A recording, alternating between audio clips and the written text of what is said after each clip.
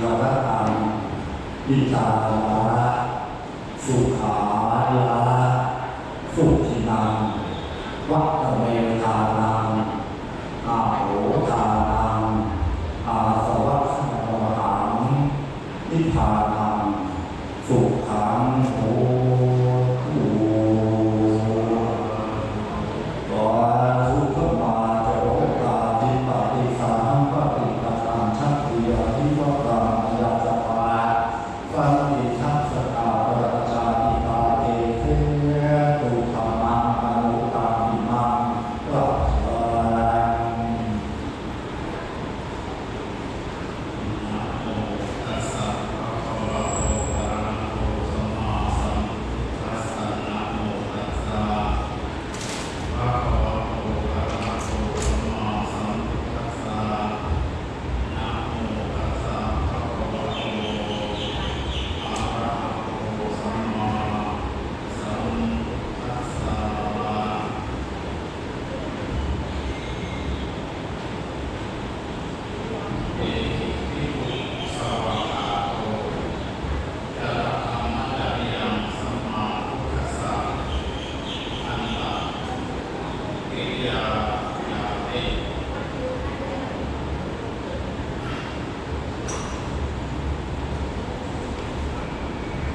วันนี้จะแสดงพระธรรมเทศนาพัฒนาถึงการจุดมุ่งหมายของการบวชและการอยู่ในโลกนี้ที่มีต่อพระราชาไทยในหัวข้อเรื่องว่าจุดมุ่งหมายของการบวชด้วยว่าวันนี้ท่านเจ้าภาพมีคุณร่วมกันร่วมกันผู้เป็นมารดาและคุณสายันพระเชนทองเป็นบิดาพร้อมด้วยญาติมิตรได้มาปรารภการงานบวช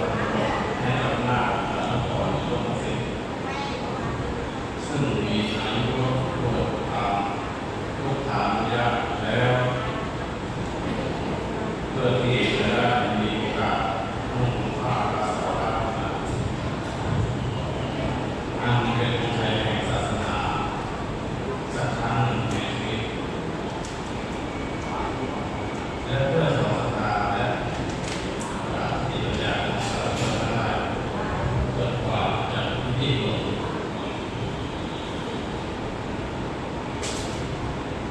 ในเบื้องต้นอาตมาภาพขอทำความเข้าใจความหมายของคำว่าบวชให้ถูกต้องแต่ก่อนเพราะปัจจุบันนี้ได้มีความเข้าใจในความหมายของคำว่าบวชผิดไปจากความมุ่งหมายที่มีเดิมจึงทำให้การบวชของพระในปัจจุบันนี้ไม่ตรงต่อจุดประสงค์ที่แท้จริงผู้บวชเข้ามาใหม่ส่วนมากก็ตนนอกปีนอกรอยความวินัยไม่สนใจในการศึกษาไม่สนใจในการประพฤติปฏิบัติตามหลักคำสอนทางศาสนาเห็นว่าการบวชแล้วไปมีความเห็นว่าได้โดยถูกเพียงแค่การบวชไม่ใช่ที่การศึกษาและปฏิบัติอาตมาจึงขอนำเสนอจุดมุ่งหมายของการบวชไว้เป็นลำดับต่อไปนี้คำว่าบวชแปลว่าเว้นขาดหรือละขาด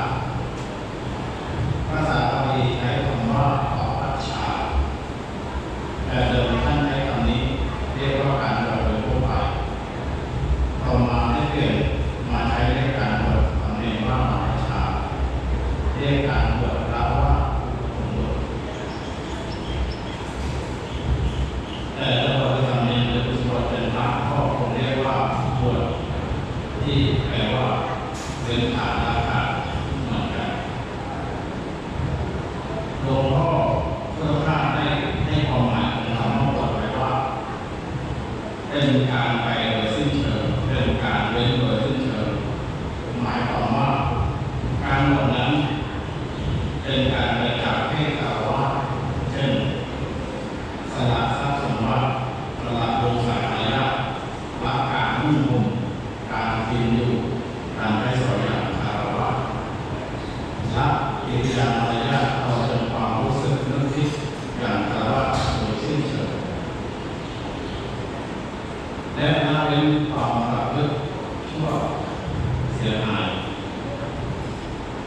ความไม่ดีไม่งามทั้งหลายที่พระเจ้าทรงบัญญัติห้ามไว้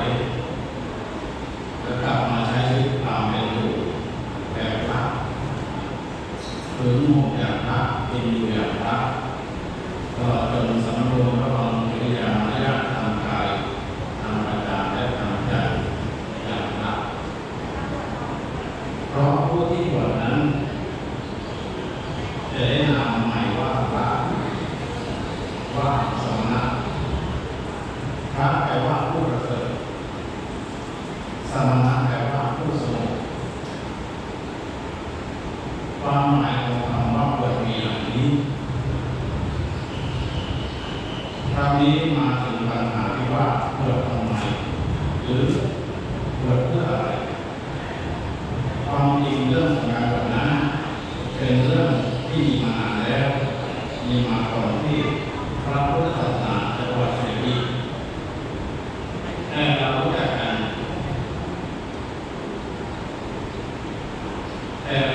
ท่านนั้นบวชนั้นในนามของดาวบวชบ้างหรือสีบ้างดังมีปรากฏในคัมภีร์ทางพระพุทธศาสนาต่างๆที่ในตำนานพุทธประวัติกล่าวว่าเมืองพระเวียงพัทได้ชื่ออย่างนั้นเพราะสถานที่สร้างเมืองเคยเป็นที่อยู่ของดาวบวชองค์หนึ่งนามว่าพระเวียงมา